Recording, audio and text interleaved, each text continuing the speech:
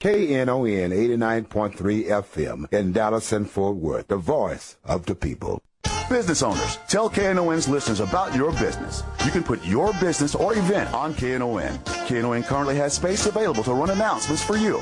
Tell KNON's listeners about your goods, services, nightclub, concert, or event. Help keep the voice of the people on the air while putting your information on the air. KNON's been named the #1 radio station in Dallas by both the Dallas Observer and D Magazine. Put your business with Dallas's #1 station. Call now for more information at 214-828-9500, extension 227, or extension 233.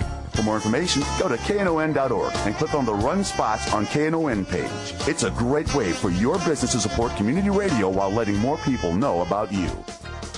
Hope so. We have an 8 o'clock hour.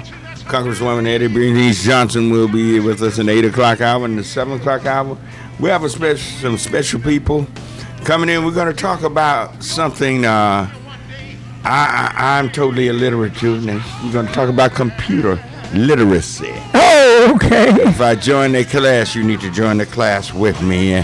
That way you know you won't be the dumbest one.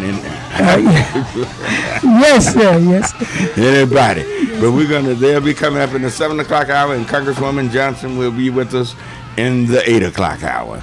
So we hope to have a wonderful time this morning.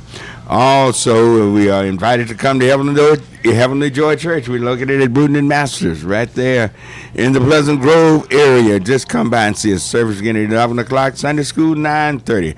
And I know you gentlemen are going to be lifting up the Lord tomorrow. And happy Father's Day to all of the fathers. Thank you so much. Thank you so much. You know, men, I hope they bless us tomorrow. And I'm going to talk a little about that during the program, because guess what?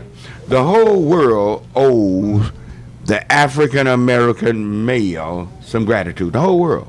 Well, America stands on our shoulders. We built America, and we fought. And America can go around the world talking about human rights now because we made America treat us right. And we need to really let people know that we are a great man. We are great men. And I see two great men, well, three in here, two great African-American men, one Caucasian man, great men that's doing something for the Lord. Yes, sir. So y'all are great men, and God bless you. Thank you so much. All right, Pastor Barnett will be coming up at 7 o'clock. It's time for us to step aside, but we... Yo, what's up? I'm gonna kick it with the line, y'all know. Yo, Slim, can I kick it like that? Here we go. Well, it's time to make that change. People of the world today are fading. All of us have our ups and downs. You better think about it or you won't be around. What we need is a little bit of love, sent by one from heaven up above. Chicken fatigue is simple and plain. This ain't no game, you know what I'm saying? What? Yep. Time to make the change. Here we go. We are the people who can do it. Oh yeah. Time to make the change. We are the people who can do it. Yo, Mom. I would like to say good morning, good morning, good morning, good morning, good morning. This is Church Information and Open Forum. I'm Marion Barnett, your host, and we have Clint and Doc in the studio with us this morning, producing, and we have a great lineup of people for you this morning. We're going to try to recontact, I guess. I think he might have called, but he got cut off. But our first guest. But in the 8 o'clock hour, we have Congresswoman Eddie Bernice Johnson will be our special guest with us here on KNON this morning.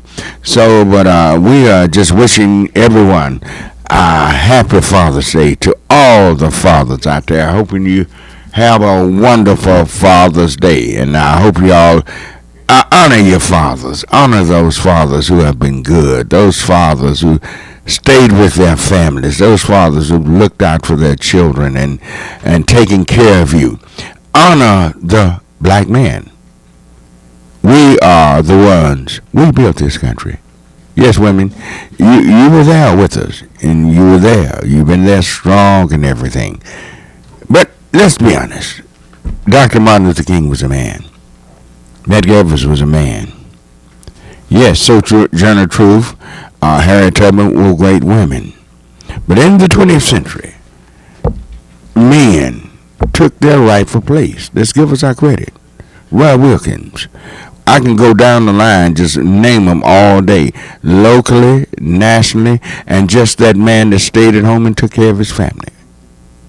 Too many have done too many great things for us just to cast the black male aside. So on tomorrow, at your churches or where mosques, synagogues, wherever you may be, honor the African American man. The white man's going to get his. Don't have to worry about him. I don't have to speak for him. He's going to get his. He holds his place. But we need to take our rightful place. We need to be up and strong again. Great men taking care of our families and doing things that are right and leading our community. Well, but that's not what our show is going to be on today. We're going to talk about computers, and we got a lot of things. And also get your pen and pads out and get ready for our Solution in Action Today job line. It will be coming up later on in the program.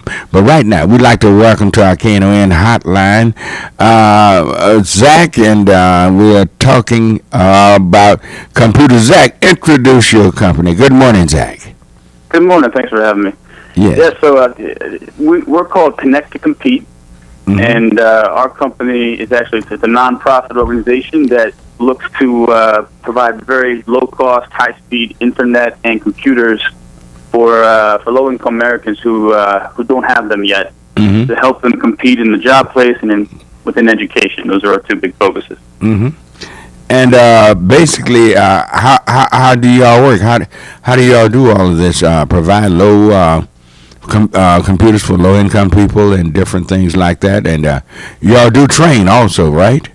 That's right. We do training, and we also have essentially it's an online portal for content for those people out there that are just kind of new to the internet. So how we do this is we've actually worked with from the smallest companies to the biggest companies. We're agnostic to technologies and to companies, but we've worked together to bring a bunch of these players to the table, and we said, hey, there's 100 million Americans out there, disproportionately low income, disproportionately minority, and they're not able to take advantage of the power of the internet. And we know how important that is for jobs today, how important that is for education. We need to get a low cost offer that we can make available to this population. And to their credit, a lot of those companies split up and they made a low cost offer. So it's $10 a month for the high speed internet, and about $150 for the laptops on the computer side. Is that right? We kind of aggregated these commitments from these private sector companies, and then we work with libraries and nonprofit organizations across the country, about 21,000 of them actually, to provide free training and in-person kind of tutoring. So that's happening also at the same time, because we know, just having the technology is not enough. You also got to have some skills, and we want to be able to help get people trained up. What about those who just been downright lazy? Income has nothing to do with it. Who own computers and everything, and don't even work with them and everything. How do you inspire lazy people? Yeah, I tell you that we the lazy person is probably a little bit inside of all of us on the technology side. So we make those free trainings available to everyone. Doesn't matter anything about your income or the trainings. So I could take this course. Yeah, you could. All right. And I tell you, it's everyone could learn something from it. Even the younger folks too, who've been on the computers and using the internet for many years. You always learn something new, do something better and more effectively, which is our key message. Do what you're doing, but do it better using the internet and using technology. How would one get into a program like this? Yeah, so it's pretty simple. There's a few ways you can do this. If you do have an internet connection at home, like you said, if you might, you just go to our website. That's connecttocompete.org, and you type in your zip code, and you'll find out whether you have if you're in one of the eligible zip codes for the low-cost internet and computers. And you can also find, by typing in your zip code, all the free trainings that are near your area. So it's a locator tool. And we've aggregated all these free trainings so that all you got to do is hit your zip code in, and it'll tell you where it is. and the type of training and the directions and the phone number. So that's all part of the website. You could also call an 800 number, and that 800 number is 1-855 everyone on, and it's spelled EV as in Victor, RY, the number 1 on. So it's 1-855 everyone on, and then 1-855 everyone on. Yeah, and that's spelled EVRY, the number 1 on. And that's a little difficult, but that's the best they could do for us. Yeah. So you call 1-855 everyone on, and then you also hit your zip code into the phone there. Someone will ask you, hey, what's your zip code? It's the automated, and then they'll give you by phone the closest free trainings to your area too. So if you don't have internet connection, you can do that. And then a lot of people have smartphones, cell phones. You can text the word connect, CONNECT, to 30364, and you get a text message back, an auto text that says, hey, based on your zip code, you can get to these free trainings in your area. So there's 3 ways you can get to those trainings and find out if you qualify for the low-cost offer as well. If you got kids and different things like that, Clint, could you write this stuff down? He's saying something. I want him to get that information again because I want to get it out to kids in low-income areas. Their zip codes and everything, they can qualify for real. They're very inexpensive computers and different things, because now we got these telephones that do just about anything a computer can do. Well, I finally bought one, and I don't know. All I can do is call with it. My grandkids can work it better. They can work it, but I can't work this thing. But we got kids. Would you give that number out again, and about the how they obtain these particular items? Sure. So you're just gonna call 1-855 everyone on, and that's EVRY, the number 1 ON, and that's to find the free training in your area. And then you can also text. A lot of the kids are all texting these days, back and forth with each other, and that's something they're pretty good at. So they can text connect, CONNECT, to the number 30364, and they'll get a text back that tells them where the free training is in their area. All right. Now, did I hear that statement right? They can get a laptop for about $150? That's right. Yep. Okay. How much a laptop normally cost? So that's that represents about 75% discount. So depending on the type of laptop, you can pay up. You can pay up to much more than 75% more than that. But there's a whole range, and we try to get the best value discount on our computers. And they're not just shells. They come with all the best software. And the operating system too is very top of the line. So we don't believe in handing down old technology to folks who are new to it. We want to get the best stuff. So it's Windows 7 and 2010 Microsoft Office. It comes on top of it, plus a 90-day warranty and a free service line, which is just for our kind of channel of customers or beneficiaries, because we know that they're going to be new users, probably have a lot of questions. English and Spanish on all the communication and customer service. So that's how we hope to make sure folks feel comfortable when they're getting online. That's wonderful. Because in my church and in my school, we have computers now, those kids, and they can work those things and everything. I look important there. With a computer sitting up there, I don't know what to do with nothing doing with it. I just look important sitting there. But but I need to make sure this get out to children, to parents, because the way they're doing seemingly in school now, I'm sure that most of the kids, just about all kids I meet, little bitty ones, are computer literate. But they, I think, would do better if they had computers in their home, if everybody. I would love to see every child with a computer, that the things that they can do. I don't know if that's maybe one of the problems we have with low test scores in some of our particular school districts. I don't know if that's true or not, but I feel like if they had computers, they could look up a lot of things and just gain a whole lot more knowledge with low price computers. You're absolutely right. I tell you. So there's been this movement happening in the school systems. We all know about the achievement gap and the test scores you mentioned, but there's also this movement around technology coming into the classrooms. They call it digital learning or connected learning in the classrooms. Mm-hmm. And it's a great movement. And President Obama, we got invited down to North Carolina last week where he announced the initiative Connect to Ed. You may have heard about it, but it's going to be a national initiative to bring high-speed internet to all the schools in the country over the next 5 years. So that 99% of students in schools are going to have high-speed internet. But it doesn't. What doesn't account for it is the digital inequity after school, right? So if you have it's not at school. It's when the kids go home. That's right. That's where the problem really lies. Mm-hmm. Exactly. So all we're going to do if we don't come up with programs like Connect to Compete to help get kids connected after school is create a larger divide.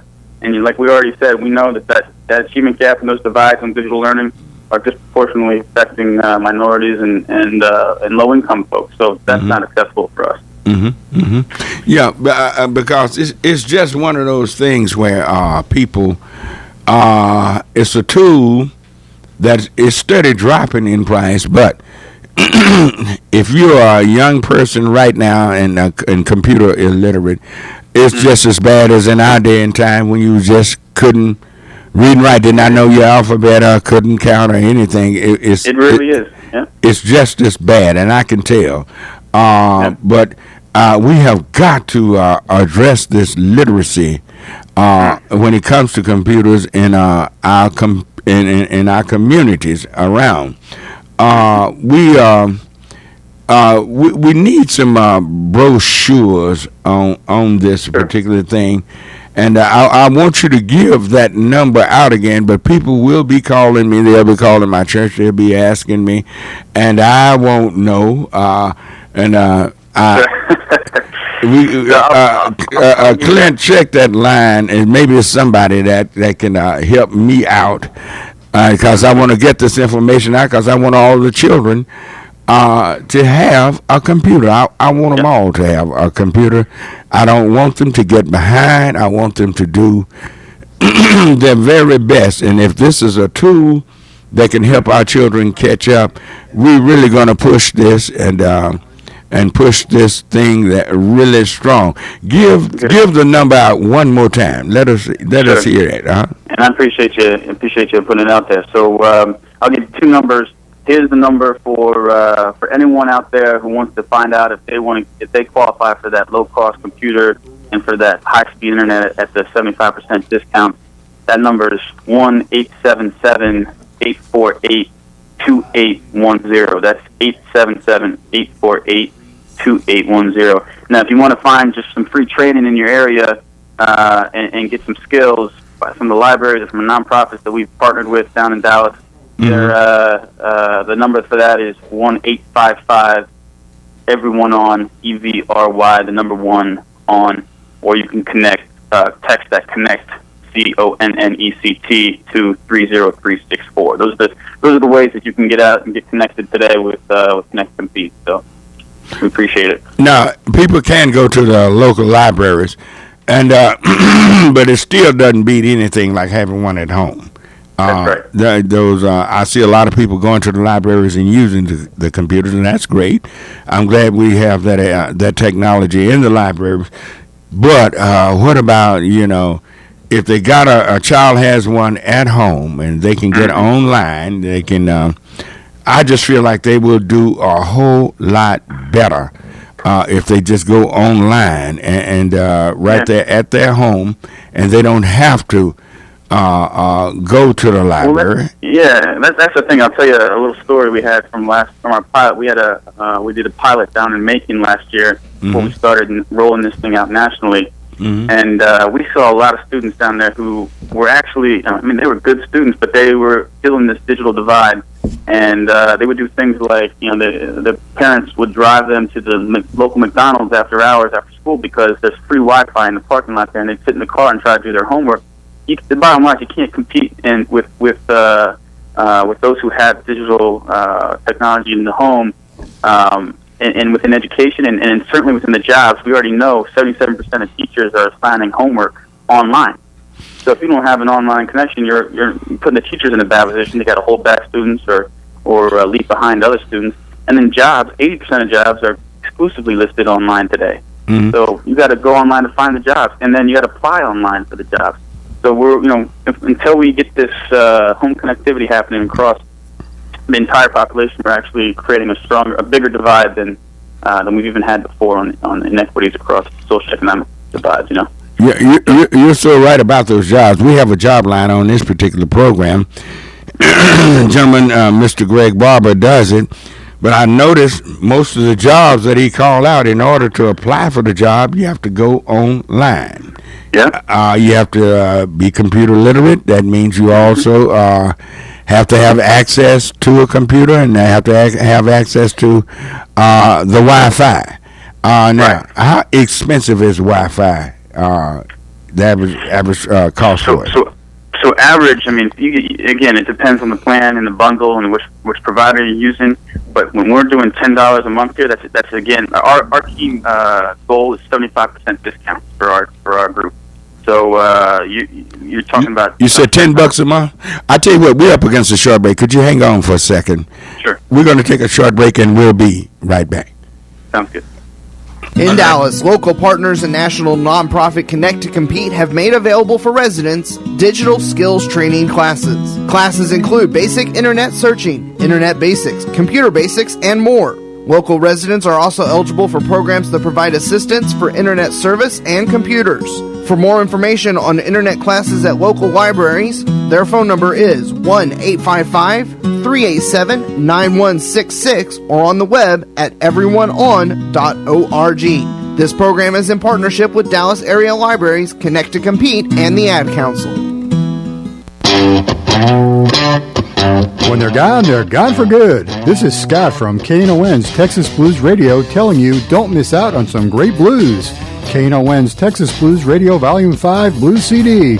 It's a CD put together by real blues fans for real blues fans like you. Texas Blues Radio Volume 5 features great local blues from Michael J. and the Paul Bird Band, JJ and the Detonators, the Chris Watson Band, the Two Tones, Rough Cut Blues Band, Jeff Stone with Charlie Love, Dave Millsap, Sirloin and the Ass Kicking Machine, Tutu Jones, Blues Boy Bo, Buddy Whittington, Andrea Dawson, Kirkland James, Sonny Colley, and Johnny Red and the Roosters. Get a copy now at Forever Young Records in Grand Prairie, Recordtown in Fort Worth, and in Dallas at Bill's Records. This is a Dallas Blues collector's item.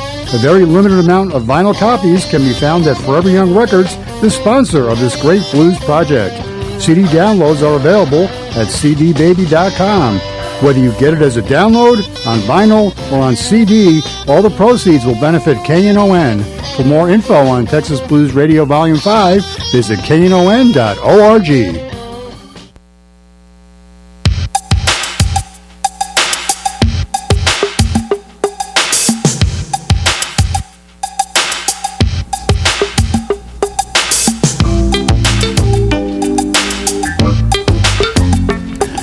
All right, we're back on KNON 89.3 FM on your dial, the voice of the people. I guess this morning is Zach, and Zach, again, the name of your company is? Connect to Compete. Yeah, Connect to Compete.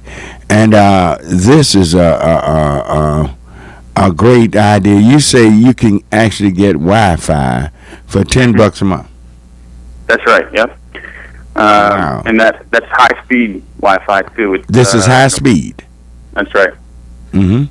And for DLC, if that means anything to you, but it's fast enough to do anything you want to do faster than it's, like I said, 35% off what the market level would be for the speed. I was talking to one of my producers. He brings he has a computer here with us right as we do the show. He's going over his computer in case we run into something we need to pull up right quick, and he says here it's cost $1,200. So And if yours is 150, that's more than what. Yeah, that's closer to what about 85%? Off of what his costs. So I mean, everybody come in here just about got a computer. They doing the music they're playing. A lot of times you listen to computerized music, coming out the computer, and on radio stations, different things. Everything is computerized, and I would hate to see a generation of children. If it hasn't already happened, if it has, we got to put a stop to it. Grew up without a computer in their home, and they have access to Wi-Fi.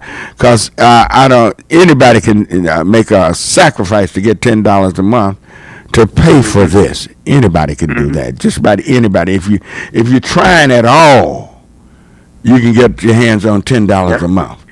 And here's the thing, I want to say something too about the importance of having the Wi-Fi at home. I mean, some folks say, like, and you mentioned this too, and there's a smartphone out there that does about everything you can do on it. Well, the truth is that's becoming more and more true, that you can get the same value out of a smartphone that you can get from a computer at home.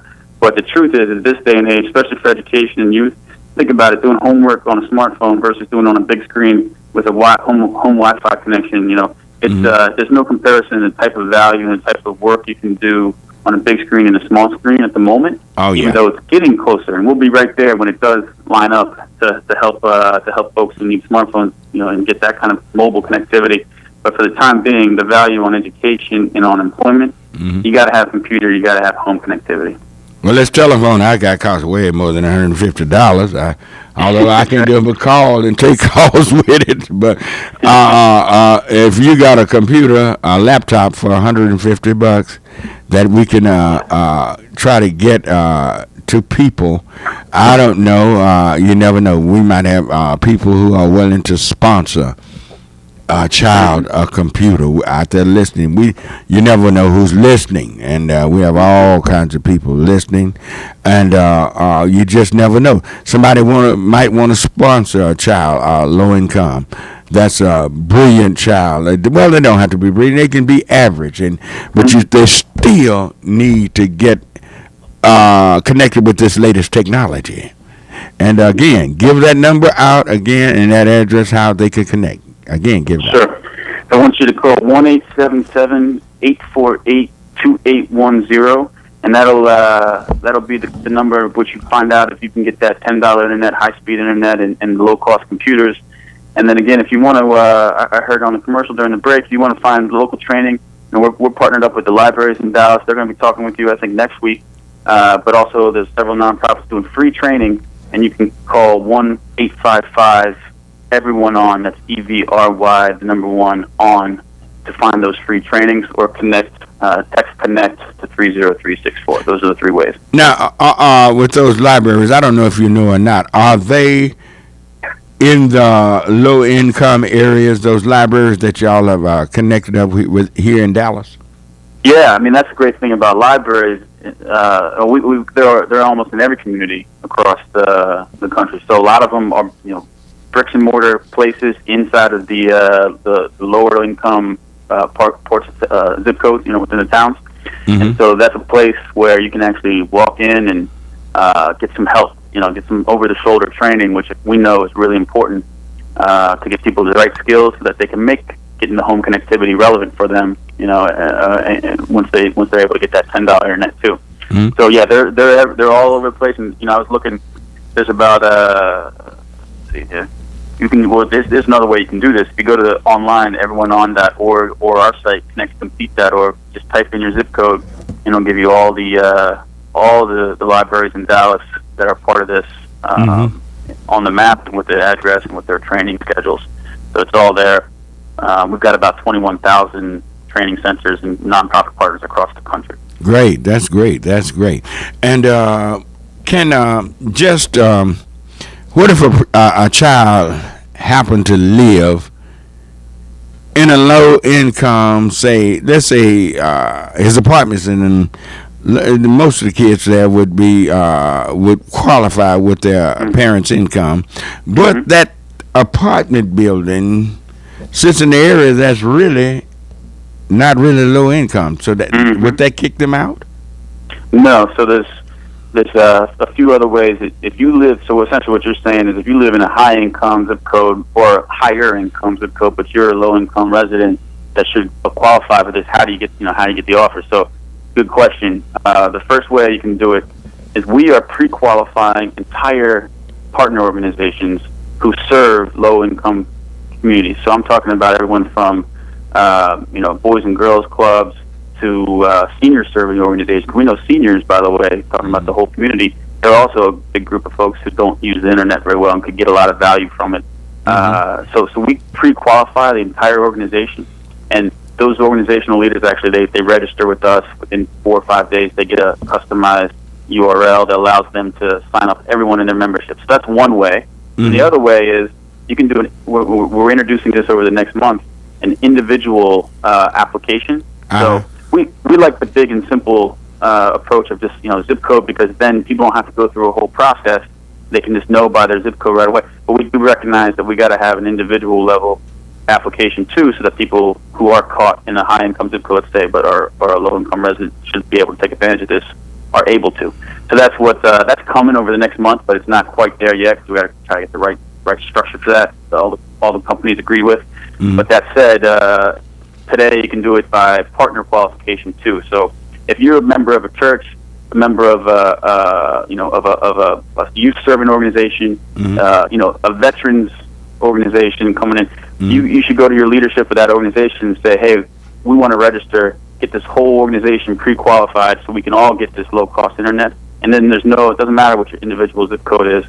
If you serve that same constituency that we want to serve with this, we're going to pre-qualify everybody. Now, what about if, say, a church, like you said, a veterans organization, mm-hmm. they're in a low-income area, that they have a lot of seniors and a lot of young kids.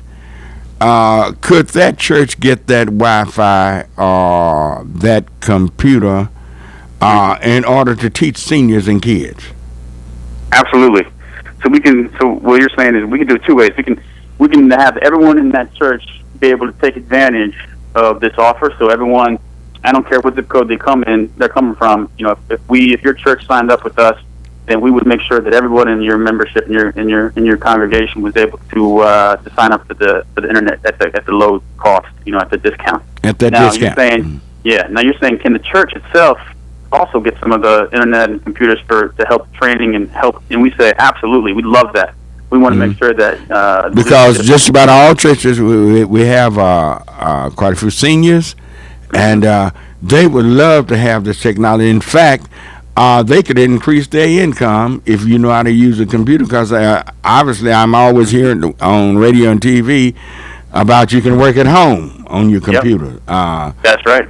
Yeah, so if they'd learn this technology. All right, now if a child orders one, this is June. They go back to school here in Texas, I think late August or something like that. Mm-hmm. If they ordered this, could they have this before school starts? If they order this tomorrow, they'll have it within a week. It ships within 7 days, business days, mm-hmm. as does the internet process. So you get the internet, the router. All you got to do is plug it into the wall. Mm-hmm. You got to have a device, obviously, like a computer to log in. But they have both shipped within 7 days, so you'll have it for the whole summer. And we know summer is a really important time of the year to make sure kids are staying on grade level. Mm-hmm. As the summer learning gains are realized before the next year. So we want to get it out there as fast as possible, about 7 days. Okay. Like you said, this is for everybody. It's not only for kids. I think it's important to. No, I know you did. I zeroed in. I'm the one who zeroed in on kids.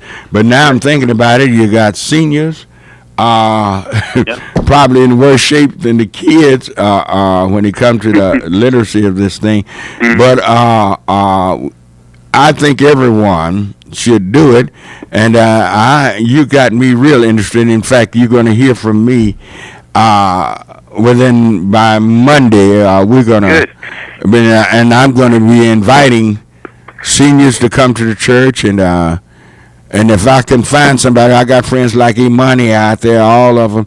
He emails me a lot of stuff and have done, I don't know how much. He didn't realize, I didn't know how to answer.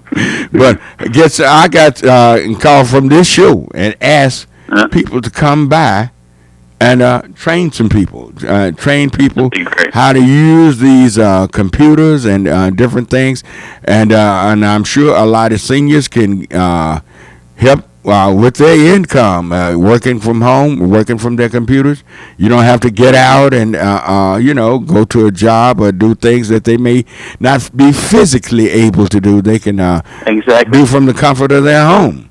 And in addition to that, you can also save money simply doing the things you already do. You pay your bills online. You don't have to go stand in line at the utility and pay, or at the at the local cable company. You pay all that stuff online. You're saving money because there's incentives for you to do that. And also with government now, that's all the e-government benefits that they call it e-gov for being online. And so that stuff is also more efficient and better and more effective if you can do it online. All that stuff serves seniors really well, and we hope that they get online too. Yes. Answer me this. Have you worked with any municipalities who would we happen? Do you know any of Dallas City Council people here? We have a gentleman here by the name of Dwayne Caraway. Used to be the mayor of Dallas. He's on the city council. There are people on the school board and different things. They might could connect with you and getting these to kids, and the city council maybe could help out with the seniors and different things like that, and getting this true literacy to people. We want to work with all these municipalities. We're just getting started in Dallas. This is kind of the kickoff. Talking to you. We launched over the last month and a half, 2 months across the country, but market by market, and Dallas is a big one for us. So we want to work with everybody there, and to the extent that we can all kind of put together this public-private initiative for the same goal, getting everyone connected and making everyone as competitive as possible, whether it be seniors or students. We're open for all of that. All right. Where are you located? We're located in the Washington D.C. area. Okay. Oh, y'all in D.C. Okay. Yeah, we are. Okay. And have you gotten any help or any feedback, say, from Congress or the White House? So we don't get any funding from the government or from Congress, but we do. We've had a lot of champions, let's say. For example, the FCC acting chairwoman, Mignon Clyburn. I don't know if you've... I know her. Yeah, so she's just been a great champion for this. And in fact, the former chairman, Julius Janikowski, was also just out there talking about this and making sure that people understood how important it was. So if the FCC's been on board, the Department of Education, from the leadership, from Arnie Duncan down to some of the more district level folks have been supporters of this. But again, we don't get any direct funding. We're just getting a lot of support and connections, which is how this works, to tell you the truth. It's a big problem, so we need to have a lot of people cross sectors. And we talked about the cable companies and the internet and computer providers. They're all on board here, and it takes a collective effort to get this done. So we're getting a lot of support, but we need to make sure that we can now get it out there and get it to people who need it. Well, Zach, I want to stay in contact with you because I want to make sure that every child in every home have access to a computer and that Wi-Fi in their home. Every child in Dallas and all the surrounding areas where everybody. Our radio station goes up in Oklahoma and all down South Central, everywhere I can be heard.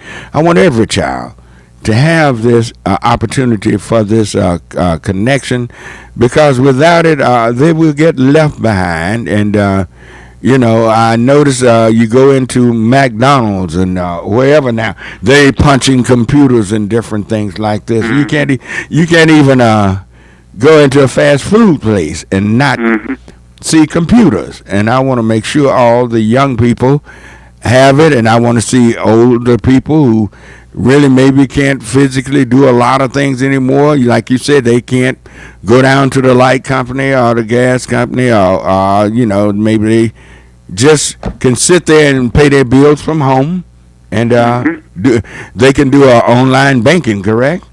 That's right. You can do online banking. People text. The average household saves somewhere between $6,000 and $8,000 a year if they're doing everything online. Now that's the average household, so the median income is a little higher. But $6,000 to $8,000 a year. $6,000 to $8,000 a year you can save if you're online and you're paying bills online and you're shopping online. That's a whole other place. A lot of discounts. You shop online. Is that right? That's so. There's just a ton to gain. Yeah, I better take this class fast. You save that much money doing things online. I guess you're right, burning up a lot of gas, going everywhere. That's great. Right. That's right. That's great. And of course, you can earn money too. Like you said, you have all the remote working and work from home opportunities that are more and more common. So. Mm-hmm. Yeah, let's get the word out there. I appreciate you having me on. So. Yeah, we want to get you back. One of my producers, I guess, did you show me this thing? And I saw that this is very interesting, and I wanted the community to hear you and to hear what this is all about, because this is something that could really, really help them and help people out there, help our young people, help elderly, help everybody. Mm-hmm. I'm going to take the course. I guess it'll help me too. Well, next time you talk to me, I will be computer literate. I do. I've been blessed to learn things real fast, but I'm going to have to take this up. I'm going to have to stop being so lazy and do it. But I'd like to thank you for being a part of this program. Thank you, Reverend Barnett. Yes, Can we get him to give out the contact information one last time? Yeah, before we go to break? one more time. Sure, Please absolutely. give it out. So it's to find out if you qualify for this $10 high-speed internet. You can call 1-877-848-2810. That's 877-848-2810. That's English and Spanish call line there. And then if you just want to find that local training, that library, or that nonprofit organization to get some digital skills so you can get online and compete in the workplace or for education, you're going to call 1-855-EVERYONE-ON. That's EVRY, the number 1 on. You can text CONNECT. I want to make sure the kids out there like to text. So you can text CONNECT, CONNECT, to 30364, and you're going to you get text back with all the free trainings in your area. Okay, and we'll be giving it out during the programming, and as we do shows, we're going to be giving this out because I'm very concerned that we could really make a difference here by everybody having this low cost Wi-Fi and low cost laptops, and the fellas here in the studio told me this is a phenomenal deal that just about anybody can ought to be able to afford $10 a month, and a laptop for $150 is a great deal. All righty, thank you, Zach. Appreciate it, guys. We look forward to working with you guys. Take care. Okay, thank you. All right, that was Zach with the what's the name of it? Clint? Connect to Compete. Yeah, Connect to Compete. All righty. Tell you what, we're up against a short break, and we'll be back in just one moment.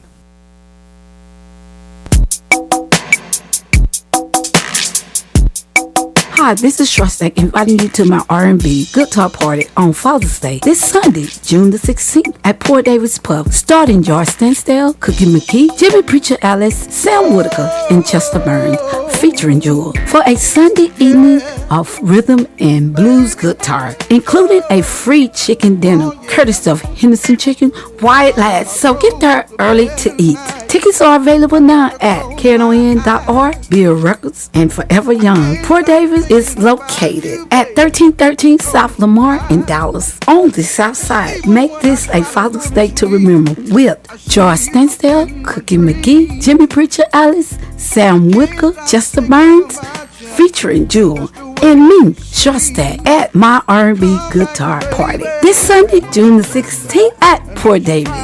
This is a KNON benefit. All this time, girl, I know that we can win.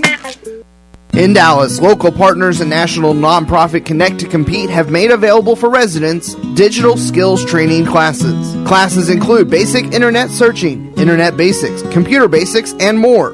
Local residents are also eligible for programs that provide assistance for internet service and computers. For more information on internet classes at local libraries, their phone number is 1-855-387-9166 or on the web at everyoneon.org. This program is in partnership with Dallas Area Libraries, Connect to Compete, and the Ad Council. KNON is having a crawfish boil, and you're invited to join Jim Bro of Monday Evening's Cajun Zydeco Party for a Sunday evening of mudbugs and Zydeco music from the real deal JB and the Zydeco Posse. Mango's Noodle House, sushi, and crawfish of Farmers Branch will be boiling up the bugs. We're talking live, jumbo, purged, fresh crawfish served spicy or in their radioactive sauce with corn and potatoes. We guarantee once you try them, you'll crave them. Advance tickets are on sale now at KNON.org for only $5, and we will be selling crawfish for $6 per pound, with all proceeds benefiting KNON. So save the date for Sunday, June 23rd at Poor David's Pub, located at 1313 South Lamar in Dallas. Doors are at 5 p.m., and Jim Bro will be in the mix with Cajun and Zydeco music till JB hits the stage. So come on down to the KNON Crawfish Boil, featuring the music of JB and the Zydeco Posse, with delicious live crawfish courtesy of Mango's Noodle House, Sushi, and Crawfish on Sunday, June 23rd at Poor David's Pub. This is a KNON benefit event.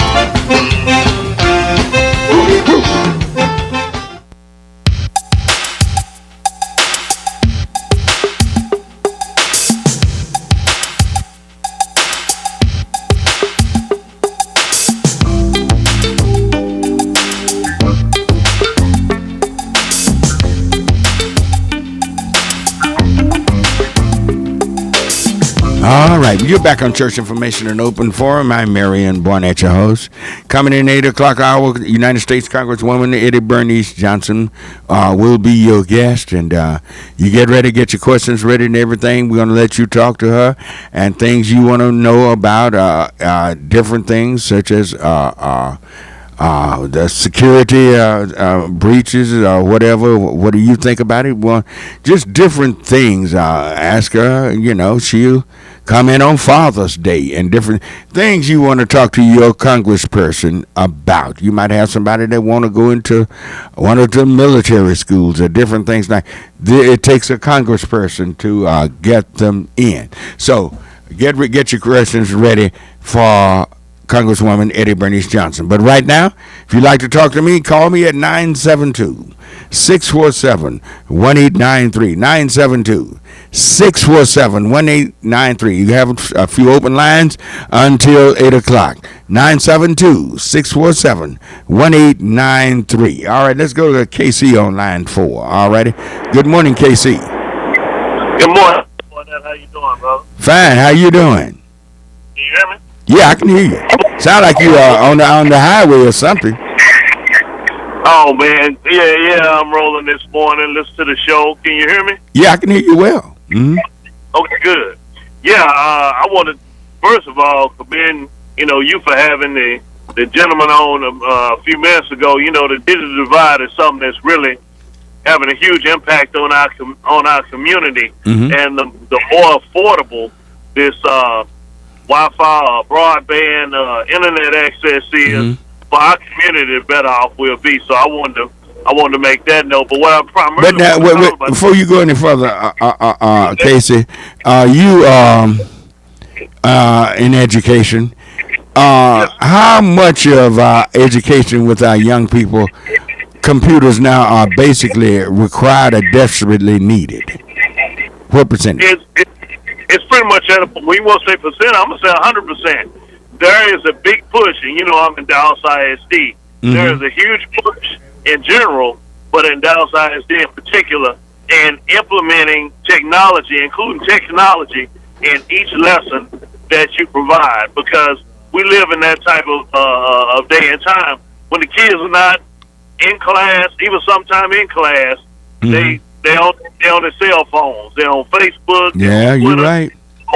All these other forms of social network.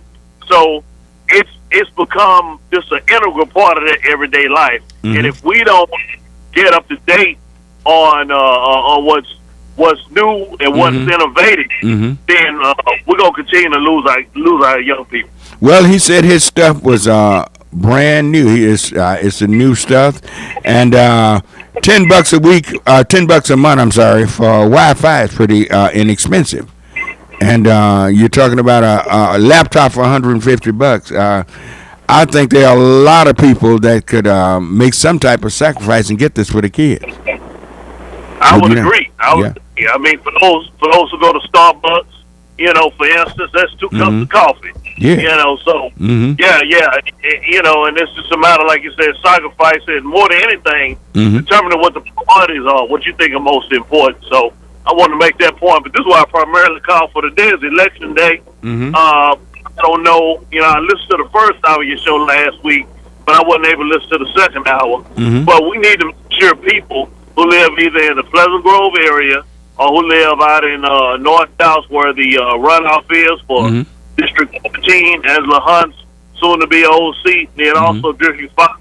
If you live in Pleasant Grove and you're under the sound of my voice and you have not voted, you need to go vote.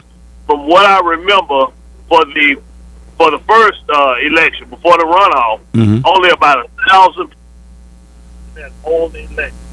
1,000 people. Hello. Can y'all hear? I can't hear him. It's only 2 people in that race. Okay.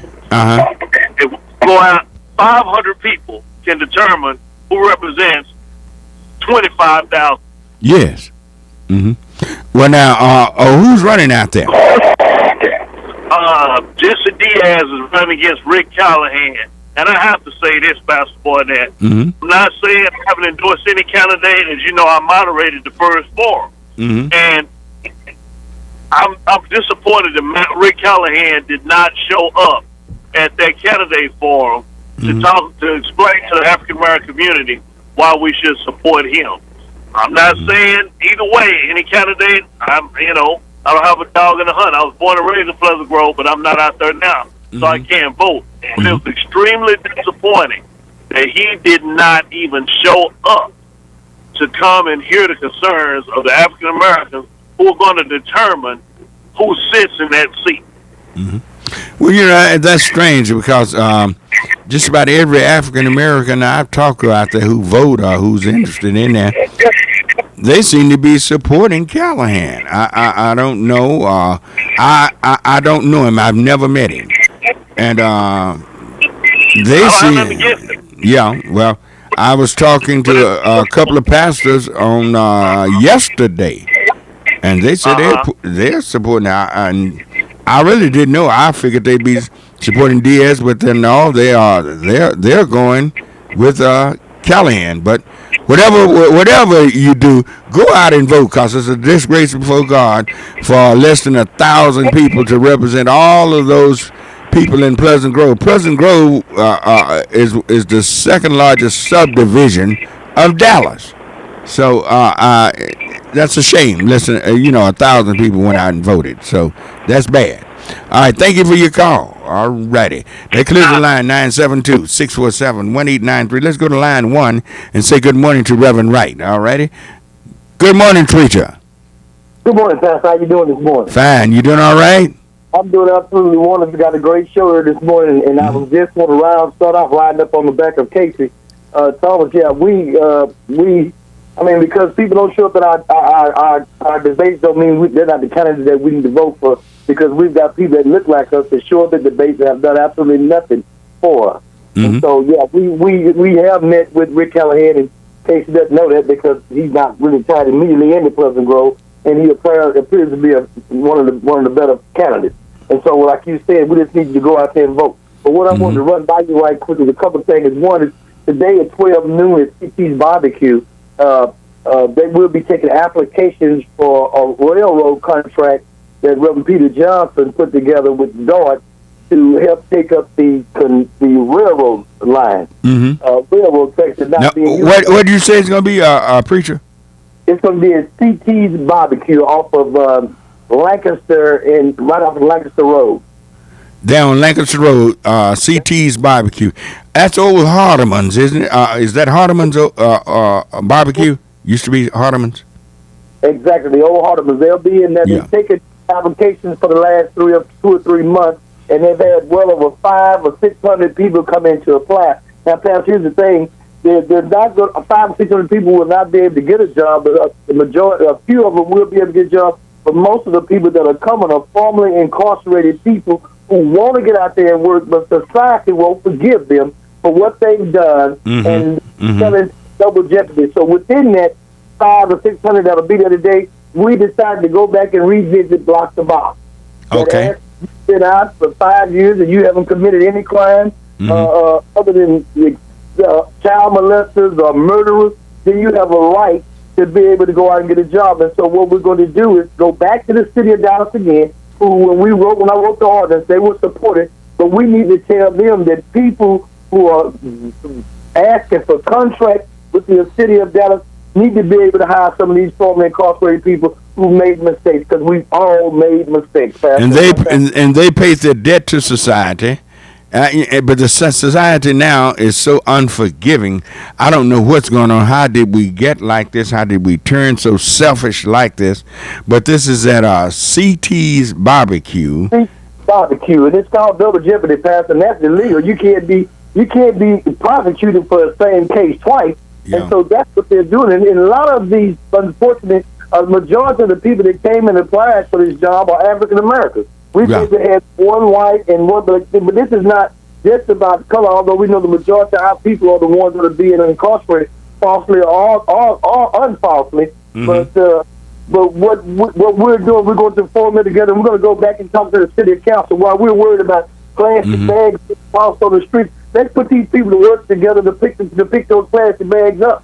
Okay. We're going to follow with littering. And one more question before I leave, Pat. I want to thank you for all that you do, but I wanted to ask Congresswoman Eddie Bernice Johnson if you could do this for me when she gets on this. The $4.4 million that was given to this construction guy to build from across the street from the Vincent Hospital, it's going on 4 years now. Why is it that money allocated to go somewhere else to hire some people so they can go to work in this city? Was that federal funds or city funds or what? City funds, and supposedly they invested their money, but it's in Dwayne Caraway's district, right across the street. Well, we need to get Dwayne on and ask him why isn't this guy using the money that's been allocated to him by the city council? $4.4 million, and he's done nothing with the money.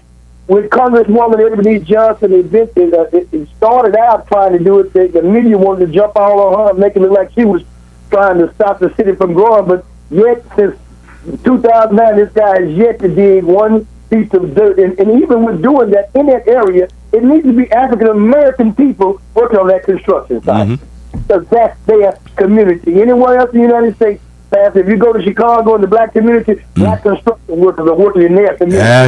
That's right. Yeah, we need to definitely occupy our own community. This is utterly ridiculous when we don't. Thank you for your call. All right, let's go try to sneak concerned citizen in right quick. Let's try to get him, whoever. Good morning. Yes, sir. How you doing this morning? Fine. How are you? I think I'd be all right. This is Concerned Citizen. I'm just watching everything that's going on. I'm not voting for Democrats anymore. I'm an independent voter, and I just have to figure out which way to go. But as far as telling people to get on computers, we have to solve the problem first. We got everybody spying on us, and we're not even talking about solving the problem, but we want people to go and jump and buy another computer. And you know they sneaking in there looking at the email, and then they give your personal information out to anybody. Maybe people in Russia might have it. You know, we used to have the Berlin Wall in Russia. Now it seems like it's in America. You know, I'm fed up with it. Berlin Wall was in Germany. All these problems. I want some solution to the problem before we keep going like we ain't got nothing that. No, we need to keep moving forward, brother. Anybody that vote for a punk is a punk. We got a punk president in the White House, and anybody that vote for a punk is a punk. All right. Okay. We got another. Is it 8 o'clock? We got time for another call. You know, if you got something productive, I like for anybody to call, but I don't like for people calling people out of their names and using derogatory terms. Please don't call my show with using derogatory terms and putting people down. If you have an issue that you want to discuss, something that's very productive, feel free. But to call in and degrade people, no, I don't want that as being a part of my program. I tell you, we just hold this caller. It's 8 o'clock. It's just about 8. And we'll be hearing from Congresswoman Bernice Johnson in a few moments. So we'll take a short break. We'll be right back.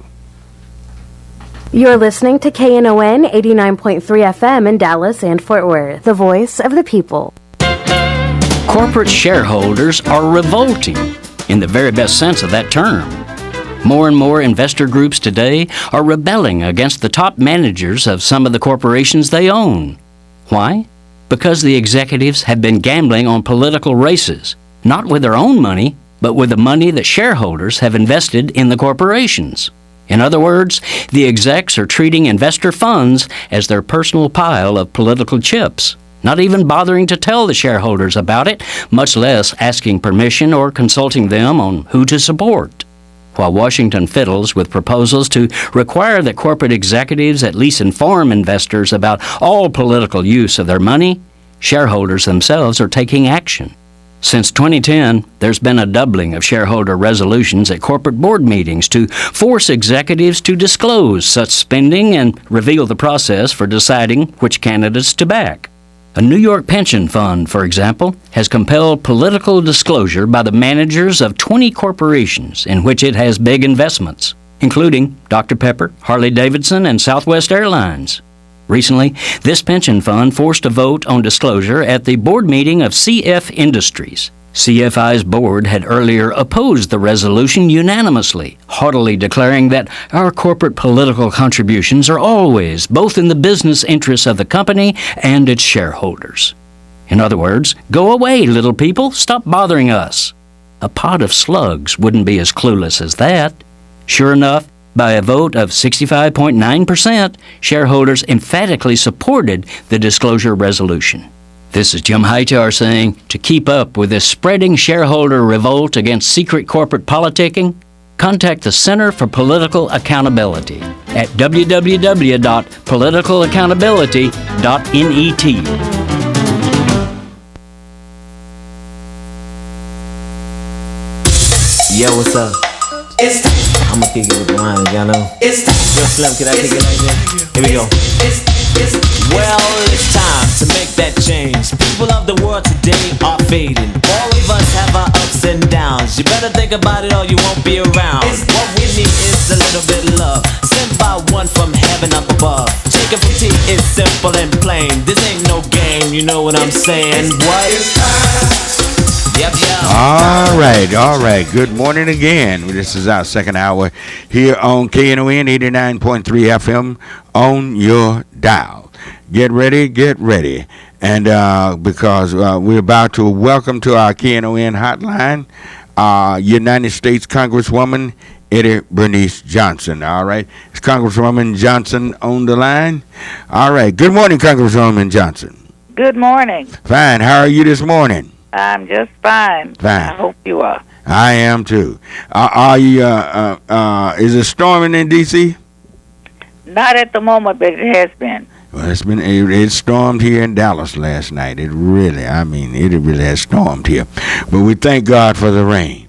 There are so much going on, Congresswoman, that it is just amazing what we may overlook. I was in Washington. I was there in the gallery when you, Congresswoman Sheila Jackson Lee, and others had to fight off this fella, Eric Cantor, who was trying to take away overtime for working past 40 hours in a week. How often do you all have to fight off stuff like that? That it makes the news, but really the average person may not even realize that was up for debate. That's true. We did have to attempt to block this bill, although it's going to the Senate. I doubt if it'll ever leave the Senate because we gave a very overwhelmingly negative vote from the Democratic side. Mm-hmm. But the average person might not even realize it's being debated because the titles that they give bills don't always match what it's going to do. They've titled this bill "Working Families Flexibility Act." Right. Now, how was he framing this? What was it supposed to? How was he saying it was going to work? Well, what they're trying to say is that that it would give employees the flexibility for overtime pay. Now, what it really will do is cut overtime pay because they are saying that you can choose to take compensatory time when you have to work overtime. Or if you choose to be paid, they will check at the end of the year and see if it's any money left to pay overtime, and if it is, they'll pay you. If it's not, they can't. And when you have a bill that gives that much flexibility to the employer, it's unlikely that the employee is going to get a big check at the end of the year. Wow.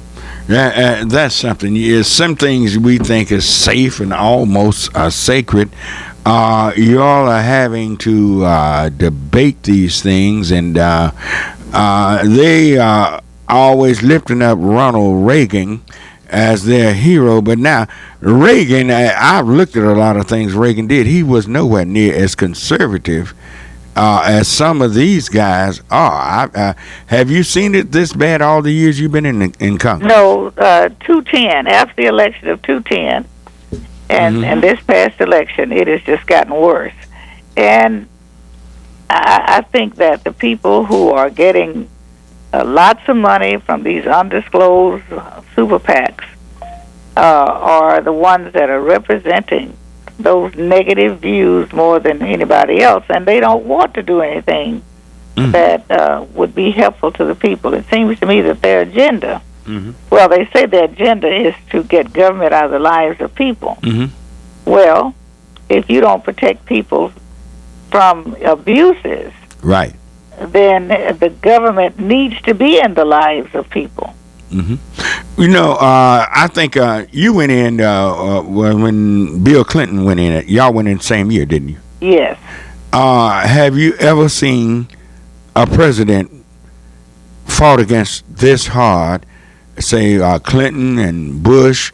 Did they fight against them as hard as they fighting against President Obama? As a matter of fact, I think that I'm not even read about this kind of battle in the history of this country, where anything the president said, they were automatically going to be against it, no matter how good it would be for the public or good it would be for the country. They just are going to be against it if it's coming out of the mouth of President Obama. Is it just purely racism? It seems to be. The reason I say it seems to be is we've never had an African American president before, and we've never had a president treated like this before. You'd almost be blind to say it doesn't have anything to do with his color. I know you've been there a long time, and there were things I remember when 9/11 happened. In America, nowhere on planet Earth, Americans could not say anything. Seemed like anything bad about President Bush. That was a group of a real popular ladies group. They criticized him. I think they were in England. They were somewhere in Europe, and this group have, I guess, all been vanquished. Do you remember? You remember that story? It was a real popular. They were white females. The Dixie Chicks. Is that who? Yeah, Dixie Chicks. One was from Dallas. Is that right? I mean, does that group still exist? If they do, I have not heard about it. One of my producers are saying, yes, they do. What are they doing? I don't hear anything about them anymore. The singer that actually made those comments has actually kind of split off and is doing a lot of solo stuff, but they still do things as a group. As a matter of fact, they're about to go on tour. Wow, they used to be, everywhere you go, you heard the Dixie Chicks and heard about them and different things. To go from a position where you can't say anything to go to a position where you can say everything about a president, and which way are we headed, Congresswoman? I wish I knew, because it seems to me that they're getting the most press, they're getting the most attention, and they just feel so good about it. Now, I can't say that the public is giving them the kind of attention that they want necessarily through the polls, but it certainly hasn't changed their behavior. They get warned. You know, there have been several very well-known Republican leaders that have said, you know, this is not the party I knew, this is not the party that needs to be, but it does not seem to influence them at all. Wow. Is John Boehner really that conservative? Is it he just can't? You know, it's like herding cats, I guess, the job he has right now. How do you really view John Boehner? Well, I have known John Boehner ever since I've been here, and I've always respected him as a very decent man. He was always more conservative than I am. But I don't think he is as conservative as many of the party people have forced him to be. He's got, from what I understand, about 93 members, which is not quite half, but have influenced the rest of the members. Even the ones who are labeled Tea Party are the ones that don't seem to listen to anyone. And whatever the president's for, they're going to be against it, even if it's something very, very positive. They'll find a way to be critical. Well, now, haven't many of the things that the president had put forth were once Republican ideas that he presented to them? Yes, many of the things that have come up. Well, a good example is the debt ceiling. We've had to vote to pay bills under President Bush more so than any other president. Right. But it hadn't become a problem until this president. Oh, man. Each time we reach the debt ceiling, which means that we have spent more money than we have. We have to lift the ceiling so that bills can be paid. They carry on like it's President Obama who's doing it. A budget. When the last time Congress have passed a budget? Well, for the full Congress, it's been a while, and I think for the full Congress, it'll be a while, because no matter what kind of budget that comes out of the House, it's totally unacceptable. We have not passed anything that will address the problems we're facing, and anything that the president's for, they want to defund it. So it's going to be very difficult to get anything. Now, the president's budget came over, and it seems to me that they are now studying every way they can to destroy that budget. So he can't even get a budget passed. This is utterly ridiculous. What can we do as citizens? What can we do? I know 2014 will be very pivotal, very important on how this president will be able to handle this thing for the next his last 2 years in office. Will the Democrats, will you all be going out to make sure that we get our vote out in 2014? Yes. We need to make sure our vote gets out as strongly as we can get it out. I cannot complain about the percentage of which we are getting out the vote. Although what I can say is that if we can improve that a great deal, we would have much more success, because it shows that our votes really do count. Right. If we had not voted as heavily as we would have this last election, President Obama probably would not have been reelected. So our votes mean a lot. And he won't be on the ballot in 2014, but his issues will be. Definitely. And who will help him get those issues addressed will be.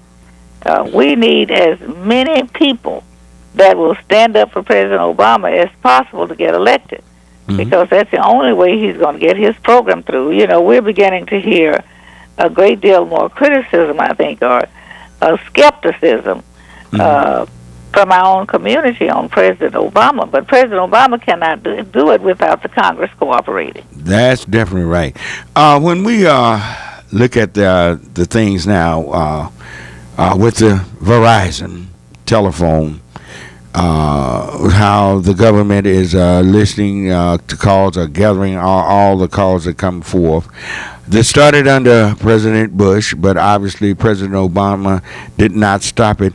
What's going on with that? Could you explain? Well, that's been greatly exaggerated. It is not a wholesale listing to people. They have to make sure that they have the right to listen, but through court order, through reasons. They have to have reasons to listen to people. Most of the listening has been listening for overseas, trying to see whether or not there will be where the plans and plots might be for attack. And that's one of the ways we can avoid attack is knowing where to look, where to listen to. I think that has been grossly exaggerated, although I will say the Patriot Act under President Bush is what gave permission for the listening. Although there are safeguards in that bill. They cannot listen to anybody's conversation. I don't even know who can pay someone to take the time to listen to everybody's telephone calls. Because for the most 99% of the time, we don't even bring up the government in conversation. Right. What they're listening for is people who would be plotting to overthrow this country. In other words, this is a security act. That's right. Yeah. 972-647-1893 is the number to call. There are people who want to talk to you, Congresswoman, but I had one caller.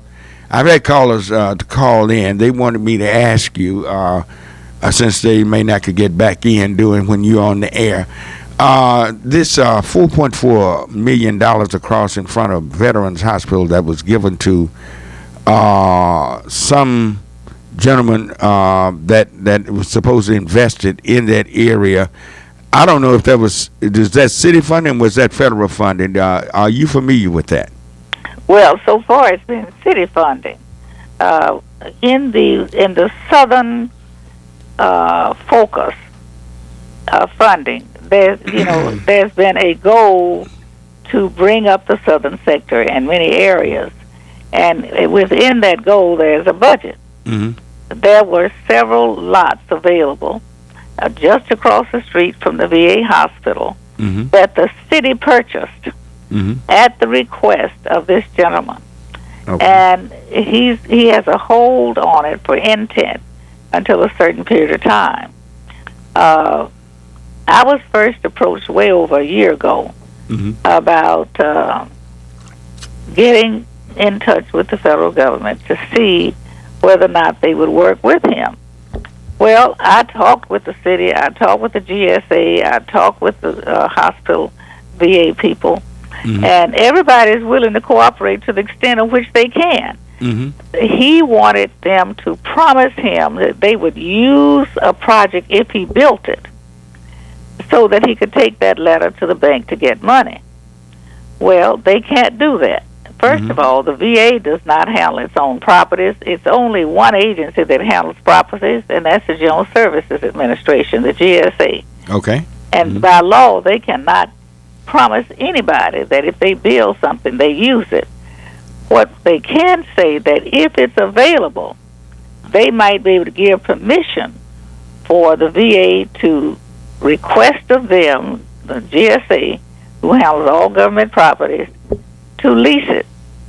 Well, that was not good enough because they didn't give him the letter.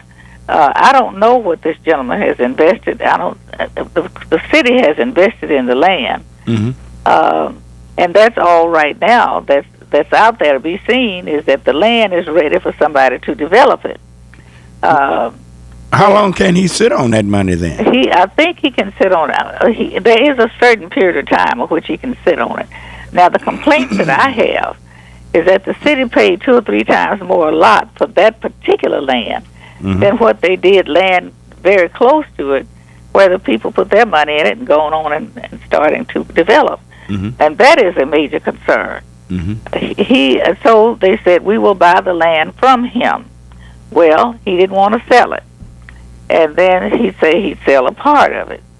Well, he gave an appraisal of what he wanted for it. And, of course, the federal government had to do their own appraisals. Mm-hmm. His first appraisal was twice as much as what the government appraisal was. Oh, my God. So they got another independent appraisal, which came in between. Mm-hmm. The city told me that what the government offered to pay him made the city hold. Mm-hmm. That, the rest of the money would just be money he would be making off of the sale of the land. Mm-hmm. Well, I don't know that it's even... I know it's not morally or ethically right for the city to pay huge amounts of money in land, hold it for someone, then they take charge of that land, sell it for a huge price, and then walk away from it. Wow. Anybody would take a deal like that. Somebody money to make money off of it without anything back. So it's really... I don't know where he is at this point. Well, now... But without some investment on his part to go along with the project, I favor let the city take control of their land again and let somebody else go ahead and develop it. Okay, great. 972-647-1893 is the number to call. Let's say, let's go line 4 and say good morning to Carol, all righty? Good morning, Carol. Good morning. Good morning, ma'am. And good morning. Good morning. Mm-hmm. I just been listening. I kind of forgot my question, but anyway. Oh yeah, I know what it was now. I hope both of you are doing well this morning. I just want to know the guys. I mean, the Republicans that's been in office since probably the 50s or whatever.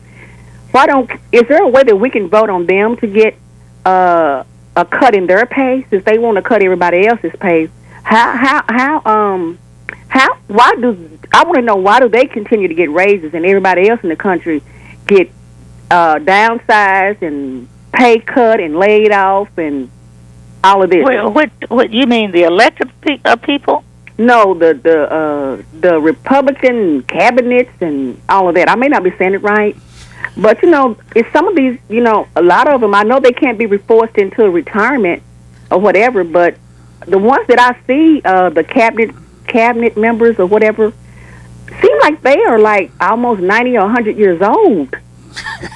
And I just want to know the cabinet members are appointed by each president. Okay, and they cannot exceed the presidency. So, do you mean? I'm trying. She's talking about Congress, senators, and Congress people. Congress's pay has been cut.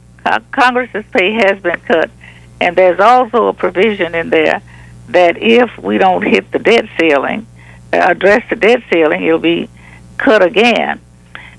Which is, to be honest with you, is mostly a gimmick to get them to act on something. Mm-hmm. Okay. But the sequester affected us just like it affected everybody else. Okay. Because I know, seem like some people we're not exempt from sequester. Okay, I'm not trying to get anybody pay cut or whatever, but I mean, if they've been in there, I mean, most of the people I know, my grandparents and stuff, they kind of like retired around 62, 65. But it seems like some of these guys have been in there since Lincoln was there, and I'm like, why are they still there? I don't even think... if you're talking about the Congress, they're there because they get elected. Okay. As long and they can have more terms, then they can be in there with every president, but the president can only serve one term, right? I mean, 2 terms. Everybody and every member of the House of Representatives is reelected every other year. Wow. Every member of the Senate is reelected every 6 years. And so it's truly up to the people how long they stay. But the president can only be elected 2 terms. That's right. Oh, wow. Okay, then. Well, thank you so much. Sure. All right. God bless you all. All right. Thank you for your call and comment. That clears the line, 972-647-1893. If you have questions or comments for Congresswoman Eddie Bernice Johnson, she's here to answer your questions. I tell you what, we're up against a short break. Oh, yeah, I've gone past break time. All right, Congresswoman, we're up against a break. We'll be back in just a moment. In 2012, the Salvation Army sheltered 6,386 homeless men, women, and children, provided over 190,000 hours of substance abuse rehabilitation, and provided day camps and sports programs for needy children. They operated over 200 apartments for low-income seniors, and they provided over $400,000 in financial assistance to those in need. Chances are very good that you know someone who relied upon these services for shelter, recovery, or other forms of emergency help when life for them made a wrong turn. If you are in need, or to find out how you can help, 1-800-SALARMY. That's 1-800-725-2769, or on the internet at salvationarmyusa.org. When they're gone for good. This is Scott from Knon's Texas Blues Radio telling you don't miss out on some great blues. Knon's Texas Blues Radio Volume 5 Blues CD. It's a CD put together by real blues fans for real blues fans like you. Texas Blues Radio Volume 5 features great local blues from Michael J. and the Paul Bird Band, JJ and the Detonators, the Chris Watson Band, the Two Tones, Rough Cut Blues Band, Jeff Stone with Charlie Love, Dave Millsap, Sirloin and the Ass Kicking Machine, Tutu Jones, Blues Boy Bo, Buddy Whittington, Andrea Dawson, Kirkland James, Sonny Colley, and Johnny Red and the Roosters. Get a copy now at Forever Young Records in Grand Prairie, Recordtown in Fort Worth, and in Dallas at Bill's Records. This is a Dallas Blues collector's item. A very limited amount of vinyl copies can be found at Forever Young Records, the sponsor of this great blues project. CD downloads are available at cdbaby.com. Whether you get it as a download, on vinyl, or on CD, all the proceeds will benefit KNON. For more info on Texas Blues Radio Volume 5, visit knon.org.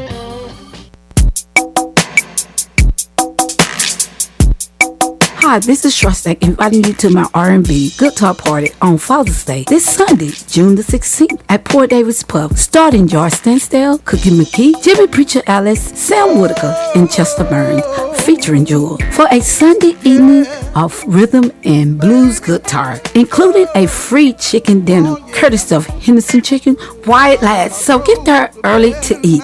Tickets are available now at knon.org, Beer Records, and Forever Young. Port Davis is located at 1313 South Lamar in Dallas, on the south side. Make this a Father's Day to remember with George Stansdale, Cookie McGee, Jimmy Preacher Alice, Sam Whitaker, Chester Burns, featuring Jewel, and me, Shostak, at my R&B Guitar Party this Sunday, June the 16th at Port Davis. This is a KNON benefit. All this time, girl, I know that we can win.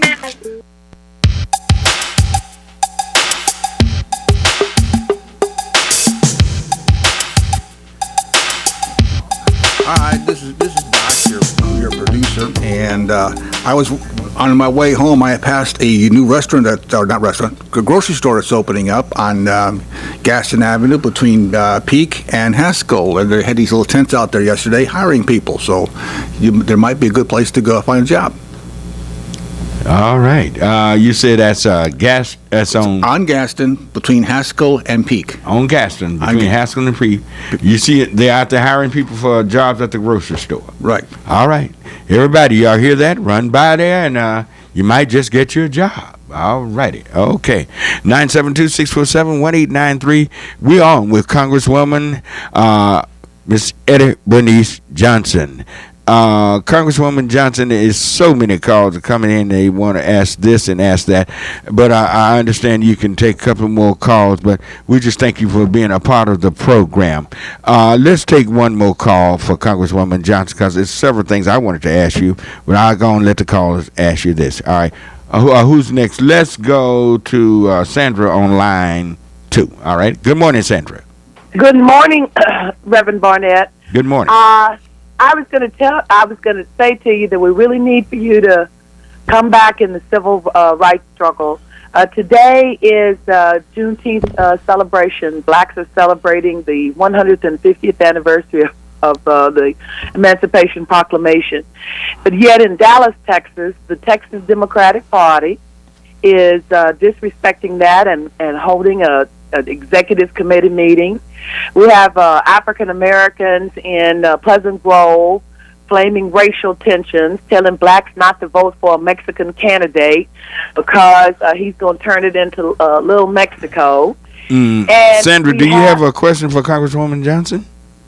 Oh, I'm sorry. Yes, Miss Johnson.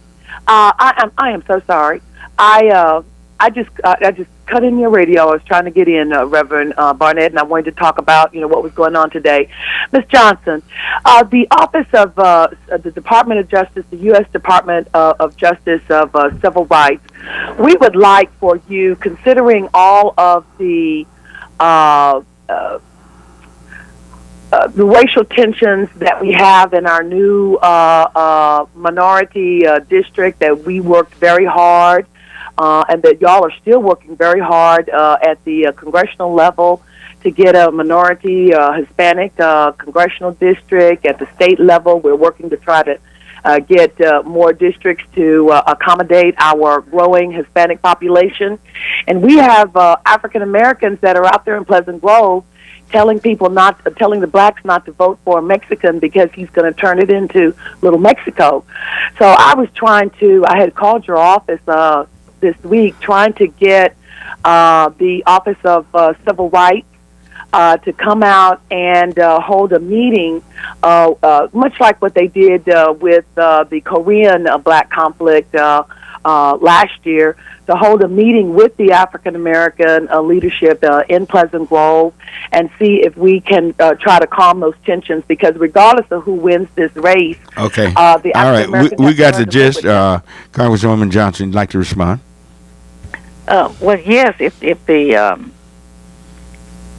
there's a desire, if there's a reason to have the Justice Department office intervene, if they will just send a letter to my office or come and make a case, we will try to get someone to come out.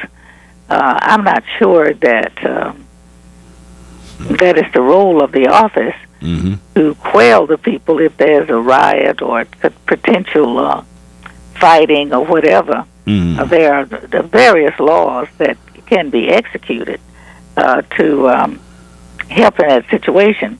I don't know if it's any more than just an election tension or not. But I think after today, that tension should be over. If the election is over, if it's not over, then I think we probably could get well, Congresswoman, kind of gathering. I can tell you now, less than 1,000 people turned out for the election. It was disappointing that there was so little interest in it. This is the first time President Grover had a city council person to represent them in a long number of years. So there was not a whole lot of interest in this election. And I'm saddened by that, and I wish it had been more.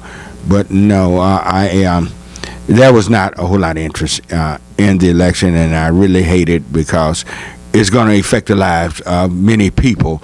I think your lines were redrawn. I think you have a lot of Pleasant Grove now, don't you? Well, I have Pleasant Grove at this time. The lines might be redrawn very soon, since we are back into court with the redistricting, and that's what they're addressing in the special session. I know that it's been a lot of transition in Pleasant Grove, and a great deal more growth of Latinos. Many of them have not yet become citizens, but they are present. And yes, I've had a number of complaints come to my office, primarily by older seniors who feel that everything is now written in Spanish and they can't read it. I think it's a time that we are going through a lot of change and a lot of growth, and we have to work through change. Now, where do your lines and Mark Visa's lines basically run parallel connect? And I'm going to let you go. Where do they run? Where do y'all meet? Well, actually, the part where he comes over to West Dallas, my lines to the east come close to his. He comes it picks up a lot of West Dallas and quite a bit of Oak Cliff. Okay. And you're running there. But we'd like to thank you. Thank you for being a part of the program. Wish we could spend more time with you, but we know you have another meeting to get to.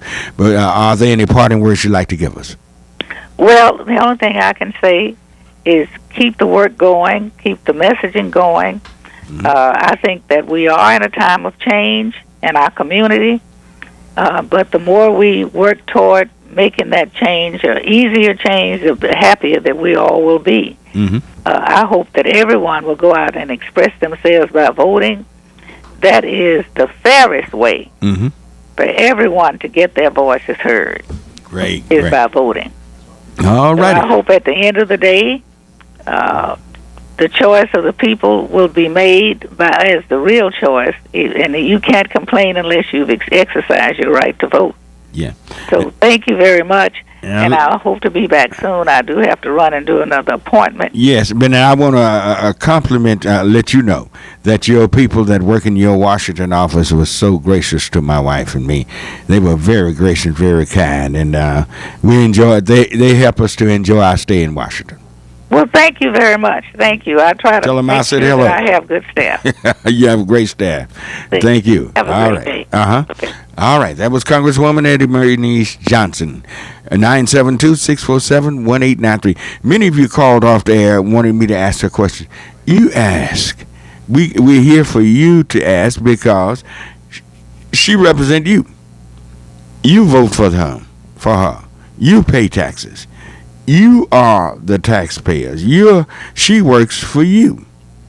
You call and ask the question. We have her here because we want you, if there are issues that's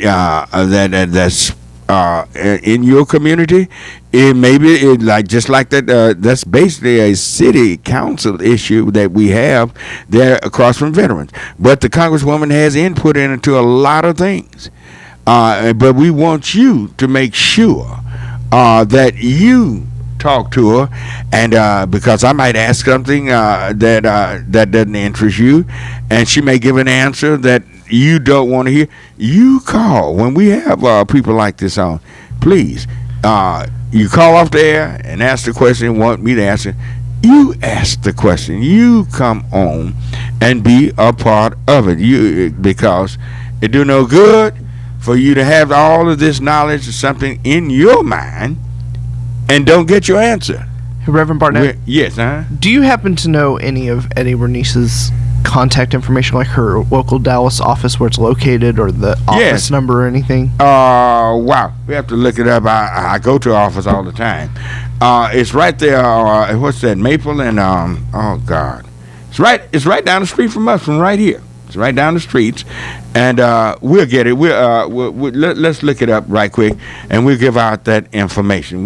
We'll get that information out to you. But this is an opportunity for you to talk to the Congresswoman in person. You are here in Dallas, if you're in Washington, wherever you might be. A lot of times you will miss them, because many times they're not in their offices, but right here on the phone line, get your answer. Get your answer, and get your answer where everybody's listening. Everybody can witness to what answer come to you. So you call us at 972-647-1893. We want to talk about her or Father's Day. Father's Day. The presence of fathers. Men, we really not nearly doing as much as we can do. But there are a lot of men that's doing a good job. I know a lot of brothers that has done a great job taking care of their families, and many of them have even their grandchildren in their home and doing like this. All men has not left. All men are still with their families, with their children, their grandchildren, and doing this thing. I want somebody to call in. Some of you call in, say something good about the man that raised you.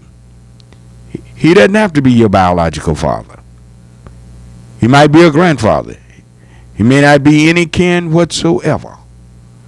I want you all to call in and say something good about your father, whether he was a sperm donor or not. If he did things for you and helped you in life, that was your father.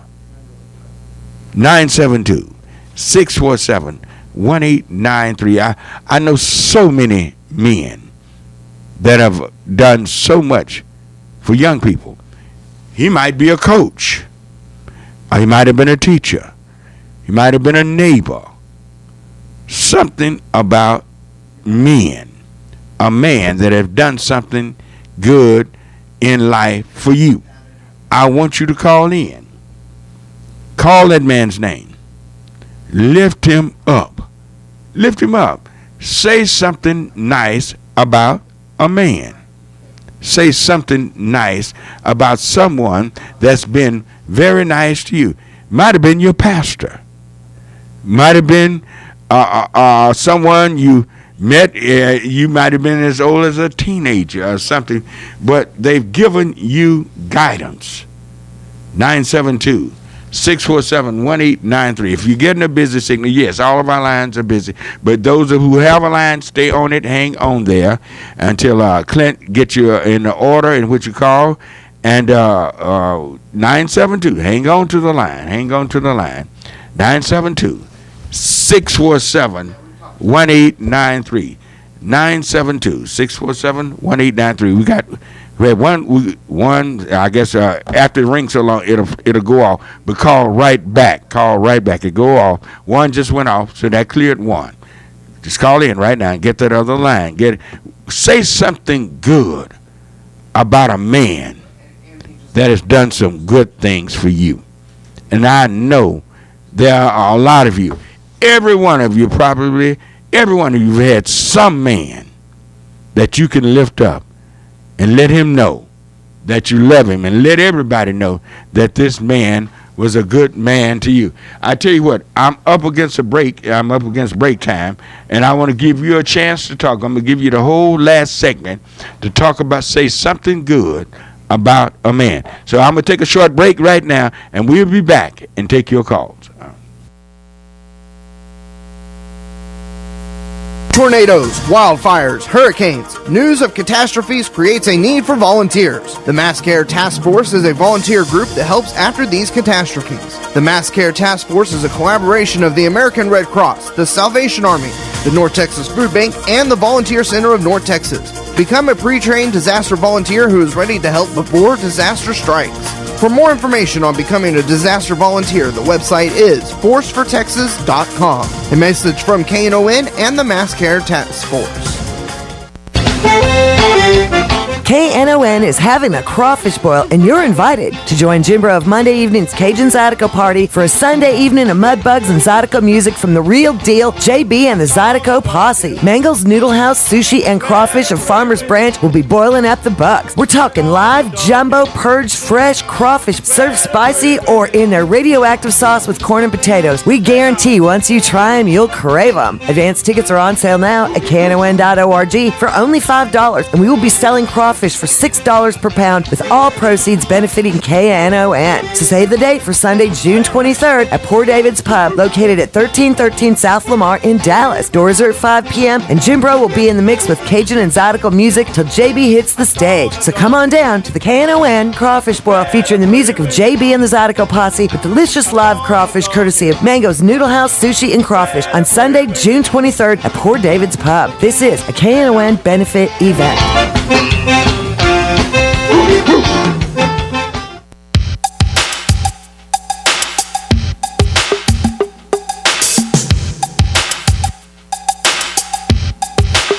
All right, we're back on Church Information and Open Forum. I'm Marion Barnett, your host. We got a one line just cleared. 972-647-1893. If you want to say something good about a positive man, hopefully it was your father, but if it wasn't your father, a coach, a uncle, a grandfather, someone in the community that has been a good role model or have helped you in life, some man, Call in and say something good about him. All right, 972-647-1893 is the number to call. Let's go to line 3 and say good morning to Isabel. Is that Isabella? Good morning, this is Isabella. Isabella, okay, good morning. Good morning. I just want to say something good about actually, he's my stepfather, but he was with my mom since I was 3 months. And he taught me how to be a hard-working woman. He taught me how to respect myself, have morals about myself. And today, I work hard to get what I want because he taught me since I was 8 years old to work hard. He gave you a work ethic.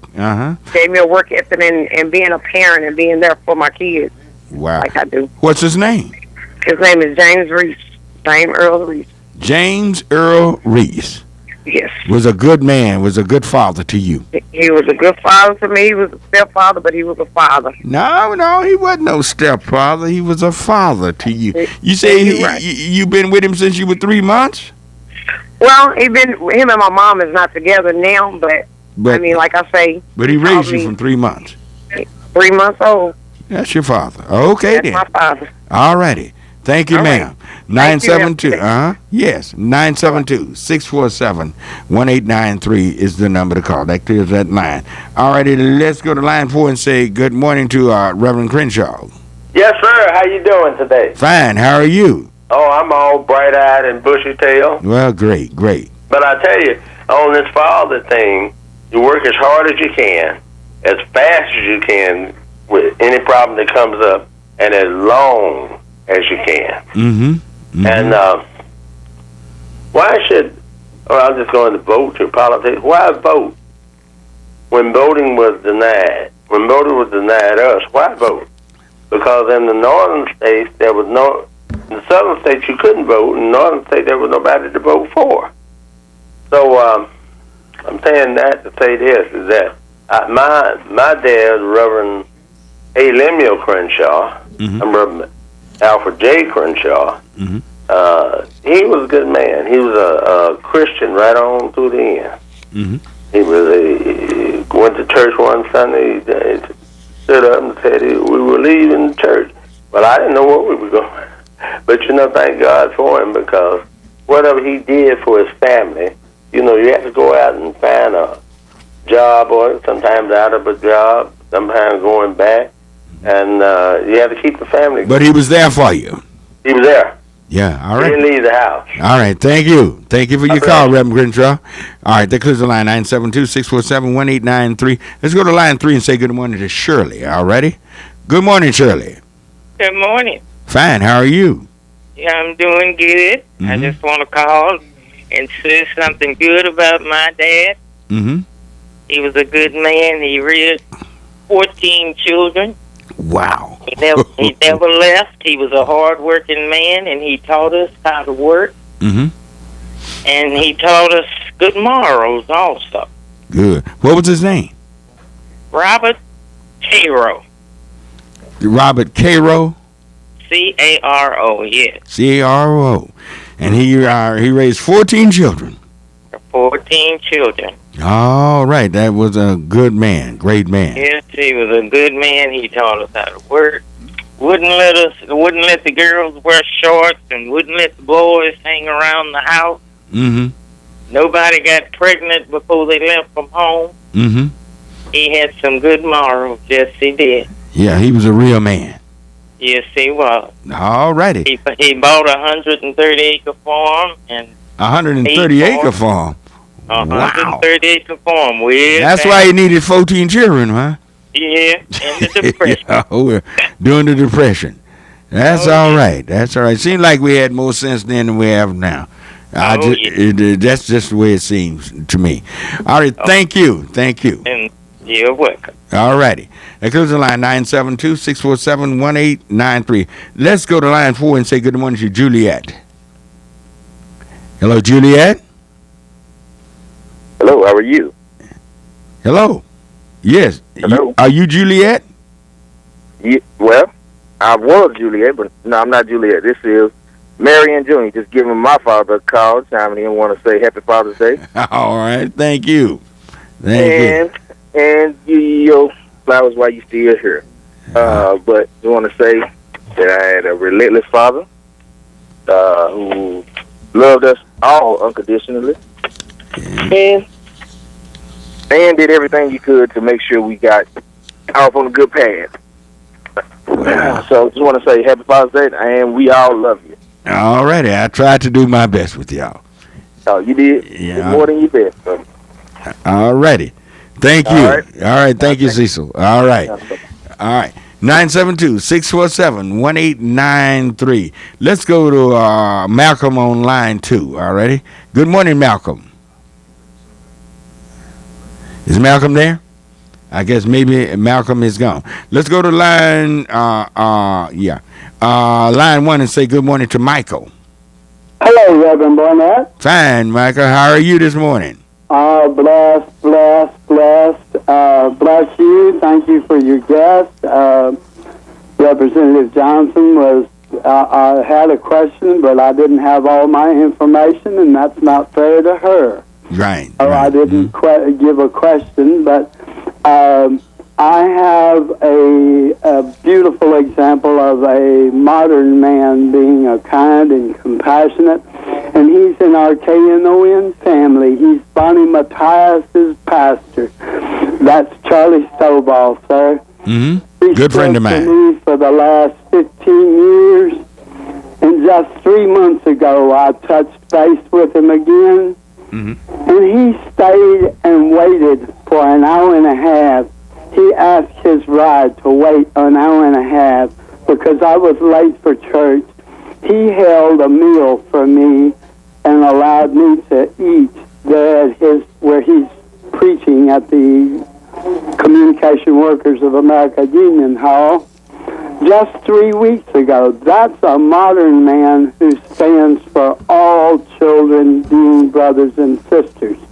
That man is a wonderful man, and so are you, Reverend Barnett. But Reverend Charlie Stovall has been a supporter of mine for years, and great. He still supports me, and that helps me to feel good about myself and to continue to do the work that you ask us to do. Mm-hmm. I'm getting that Robert E. Lee Park out of Dallas right there with that man with that horse and that sword and that gun. Right. That's not appropriate. If we're going to go to Palestine and object to a Confederate private getting honors, well, let's clean up our backyard. But bless you, I didn't want to get negative, but that came up in my head that it's still there, isn't it? Yes, it's still there, and it's revealed that my blood daddy. I'm the 11th of 14, and my blood daddy's gone. And I'll tell you, Charles Stovall is an example for anyone. Reverend Peter Johnson is an example for anyone. Mm-hmm. He returns my calls. He supports me. He's a busy man, so he don't sit and talk with me all day, but these are men who stand for all brothers and sisters. And you too, brother. Bless you. All right, thank you. All right, thank you, sir. Clear the line, 972-647-1893. Let's go to line 4, all righty?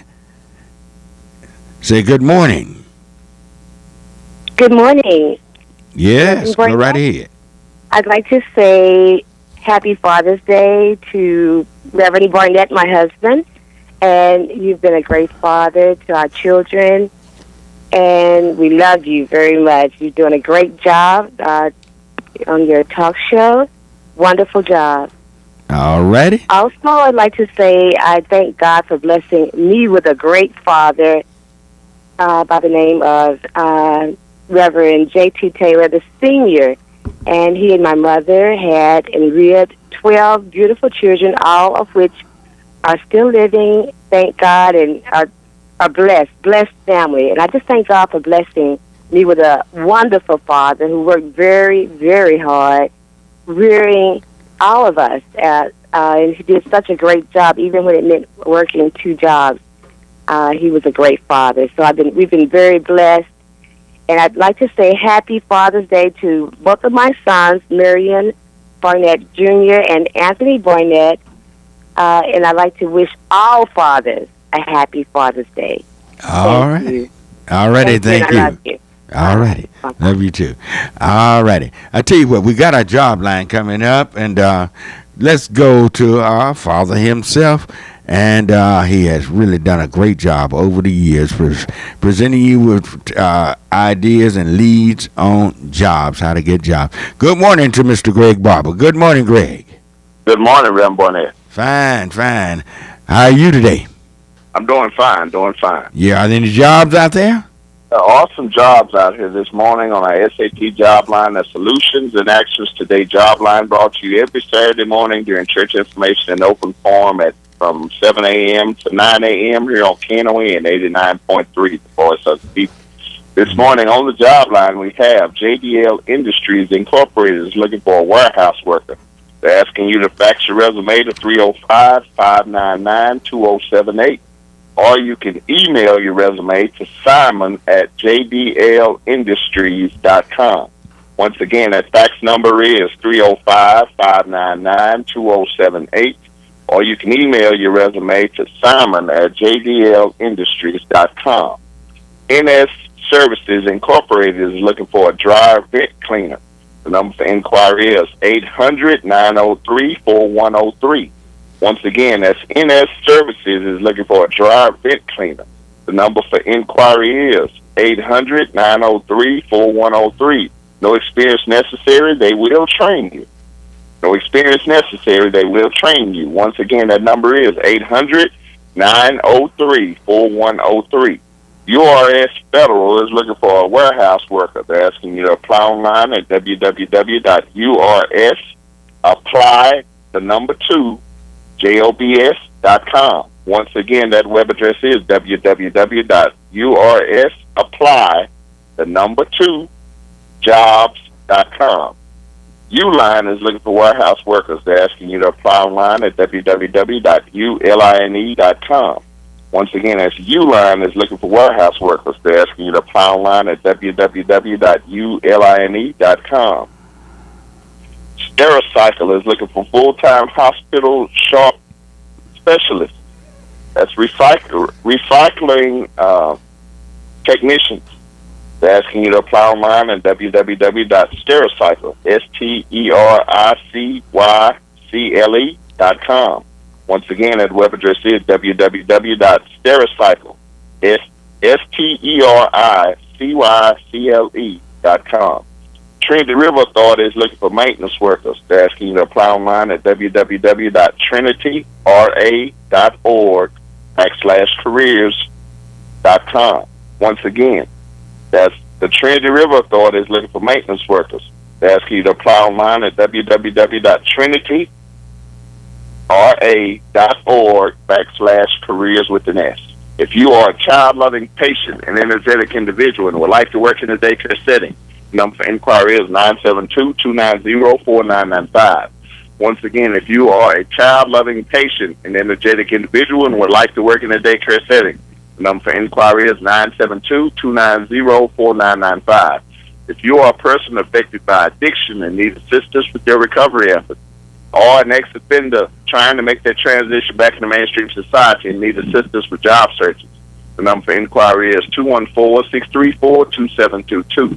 Once again, if you are a person affected by addiction and need assistance with your recovery efforts, or an ex-offender trying to make that transition back into mainstream society and need assistance with job searches, the number for inquiry is 214-634-2722.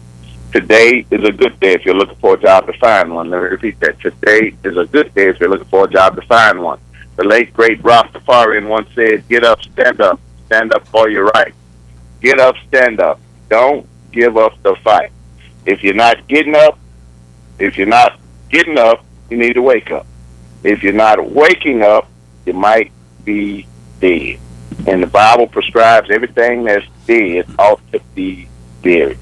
It's time for us to get up. It's time for us to get up. Happy Father's Day to all the fathers out there, whether those active or not active. I will say Happy Father's Day. If you're doing the right thing, keep on keeping on. If you're not, today is your day to get started. It's never too late to turn that thing around. We need to stand up We need to get up. We need to stand up and be the man that God has called us to be. And with that, we bring our SAT job line to a close. I want to say Happy Father's Day to my father. Love you. We appreciate you, and thank God for you. And with that, the SAT job line comes to a close. All righty. Thank you, Greg. Great job as always. Great job as always. For those who wanted the number to the offices of Congresswoman Johnson, her Dallas office is 214-922-8885. 214-922-8885. Her Washington office, area code 202-225-8885. Washington office 202-225-8885. We'd like to give you those numbers. Those of you who are calling, I'm sorry, we're completely out of time. Got to get out here and run. The workers' beat is coming next. So the Lord bless you and keep you. And y'all stay tuned. And y'all have a happy Father's Day and have a happy Juneteenth. Juneteenth is, I think, Wednesday. And y'all have a happy Juneteenth and a happy Father's Day. So may the Lord bless you and keep you. You're always welcome to come to Heavenly Joy Church. We're located at Bruton and Masters, right here in the city of Dallas, where we praise the Lord and teach the people. And we have a great time. Sunday school 9:30, morning worship 11 o'clock. Everybody's invited. So y'all have a wonderful, wonderful week. Bye-bye. KNON 89.3 FM in Dallas and Fort Worth, the voice of the people. Business owners, tell KNON's listeners about your business. You can put your business or event on KNON. KNON currently has space available to run announcements for you. Tell KNON's listeners about your goods, services, nightclub, concert, or event. Help keep the voice of the people on the air while putting your information on the air. KNON's been named the #1 radio station in Dallas by both the Dallas Observer and D Magazine. Put your business with Dallas's #1 station. Call now for more information at 214-828-9500, extension 227. Or extension 233. For more information, go to KNON.org and click on the Run Spots on KNON page. It's a great way for your business to support community radio while letting more people know about you.